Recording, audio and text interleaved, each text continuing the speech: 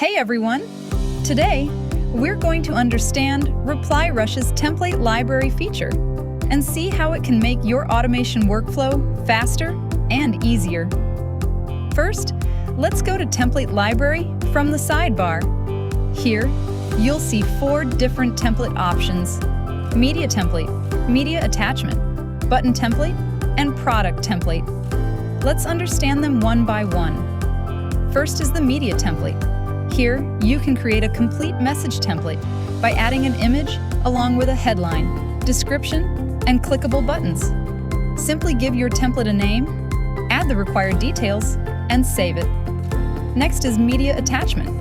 If you frequently send an image, video, audio file, or PDF to users, you can save it here once. This way, you won't have to upload the same media again and again in future automations. Then, we have the Button Template. Here, you can set the button text, button title, and the URL that should open when the button is clicked. If required, you can also add multiple buttons to a single template. And finally, we have the Product Template. Here, you can create a reusable product card by adding a product image, CTA button, and product link. One important thing to note is that the number of templates you can add depends on your purchased plan. I have purchased the Boost plan, so I have permission to add up to 50 templates. So basically, in the template library, you can save your frequently used media, buttons, links, and product cards all in one place. Now, let's see how these saved templates can actually be used in an automation.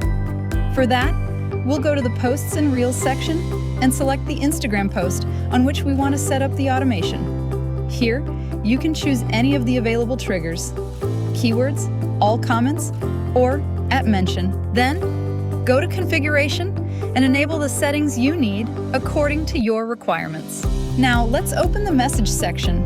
Here, you'll see options such as Media Template, Media Attachment, Button Template, and Product Template. Now click on the corresponding template library option, select the saved template you want to use, and click Add Template. And that's it! Your saved template will be added to the automation, and you can see in the right side preview how the DM will appear to the user. In the same way, you can add media attachment,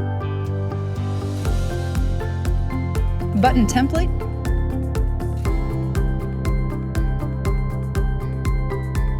and product template, according to your requirements. So, the main benefit of the template library is that you can create a template once and reuse it across multiple automations. This reduces your setup time, minimizes repetitive work, and helps maintain content consistency across all your automations.